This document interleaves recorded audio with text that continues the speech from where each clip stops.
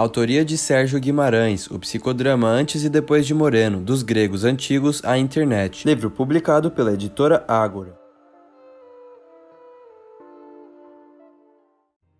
Onde foi parar o teste da espontaneidade e o tal adestramento? Infelizmente, os leitores em língua portuguesa que não tiveram acesso à edição completa de Who Shall Survive ficaram sem saber. O que aconteceu foi simples.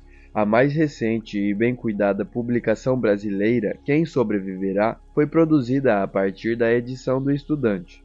Moreno, já no final da vida, em 1973, chegou a discutir com a responsável por esse trabalho, a psicodramatista norte-americana Anne Elizabeth Hale. Nosso objetivo era transformar a edição de 763 páginas numa versão de 300 páginas, mais fáceis de serem lidas e manejadas, escreve ela em sua nota de organizadora.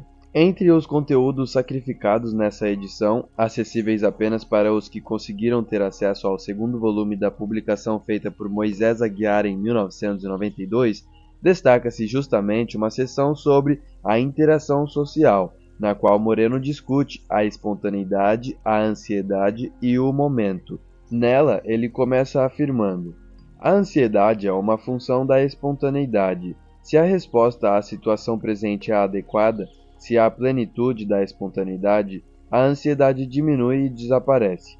Com a diminuição da espontaneidade, vemos o aumento da ansiedade. Com a perda total da espontaneidade, a ansiedade chega a seu máximo, o ponto de pânico. É justamente para revelar sentimentos em seu estágio inicial e nascente que Moreno propôs um teste específico que é tratado, aliás, com riqueza de detalhes pela psiquiatra e psicodramatista Regina Teixeira da Silva em seu artigo Testes de Espontaneidade ou Treinamento para a Espontaneidade, que aparece no livro coletivo Técnicas Fundamentais do Psicodrama. Regina Teixeira começa seu texto com uma afirmação de Anne Anselin Schwarzenberger, a de que, a pedido do exército americano e de grandes empresas industriais americanas, Moreno elabora um método de seleção de quadros pelo psicodrama. Tratava-se de eliminar os sujeitos, continua Anne Anselin, que sofriam de perturbações de adaptação e inaptos para enfrentar as situações novas. Até aí tudo certo, mas o que Regina agrega, assim surge o teste da espontaneidade, é que pode ser contestado do ponto de vista histórico. Na realidade, os primeiros testes concebidos por Moreno aparecem ainda em seu período europeu. O que ele registra em O Teatro da Improvisação, seu livro publicado em língua alemã em 1923, é que os testes dessa primeira etapa, realizado com crianças em jardins públicos de Viena, datam de 1911. Já no continente americano, o psiquiatra começa propondo esse tipo de testes com o título de impromptu, solução temporária adotada por ele. Em 1928, Moreno redige um folheto de 8 páginas, Impromptu School, Escola do Improviso, no qual propõe um teste de improvisação dividido em 3 partes: imaginação, mímica, personagem. 3 anos depois, na revista Impromptu, publicada por ele, Moreno faz uma análise do caso da senhorita X, em que aparece uma descrição esclarecedora sobre essa prova. Por favor, não fale agora, disse o analista, e vou lhe dizer o que é um teste de improviso. Vou sugerir um papel diferente daquele em que você está agora. Por mais inesperadas e surpreendentes que as condições da nova situação possam ser para você, você tem que atuar a sua parte imediatamente após minha sugestão lhe ser dada. Mais adiante, em sua análise, depois de comentar que um teste apenas é insuficiente para uma análise do improviso e que uma série de testes precisa ser feita, Moreno acrescenta: que uma pessoa emane grande espontaneidade e vigor no processo natural automático da vida, mas fale quase completamente na situação sugerida de fora, não nos surpreende. Homens e crianças primitivos fazem o mesmo. São excelentes quando seguem sua própria tendência de pensamento em situações reais, nas quais seus próprios impulsos são convocados espontaneamente, mas tem dificuldade em se ajustar a momentos desconhecidos e surpreendentes. Sua imaginação não é elástica, não é suficientemente treinada para condições que estão além das necessidades de sua própria pessoa. Em seu artigo, Regina Teixeira da Silva reproduz as 5 situações específicas descritas por Anne Anselin, envolvendo a aplicação dos testes numa suposta situação de incêndio. Primeiro, por exemplo, o psicodramatista pede ao sujeito que se situe em sua casa e observe minuciosamente o lugar dos objetos, dando-lhe em seguida uma vassoura, para que varra a sala. Trata-se de ver se o sujeito saberá criar essa situação e varrer realmente, sem se esquecer que varre em sua casa e não num palco circular. Num segundo momento, o psicodramatista diz que o fogo pegou o quarto das crianças que estão dormindo. A questão aí é saber se a pessoa vai permanecer impassível e recusar-se a reagir enquanto varre, ou se interrompe o trabalho e não sabe adaptar-se à nova situação. Atitudes classificadas como fracassos completos.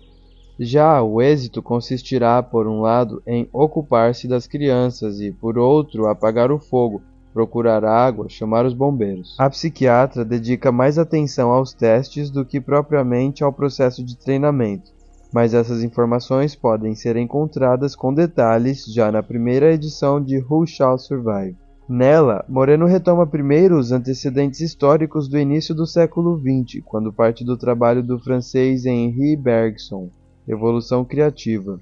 Vem daí, comenta ele, nossa tentativa de transformar o impulso vital, formulado por Bergson, na realidade da experimentação, no treinamento da personalidade espontânea.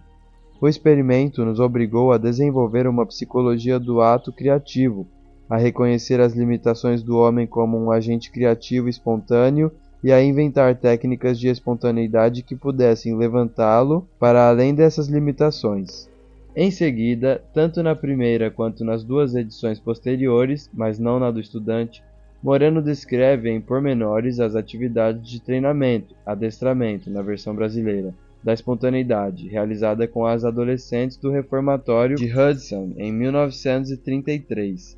Esses conteúdos são retomados, aliás, no primeiro volume do seu clássico Psicodrama. Assim que começa a tratar do assunto, Moreno comenta: foi o ano de 1923 que postulei o seguinte: o adestramento da espontaneidade será o principal objeto de estudo na escola do futuro.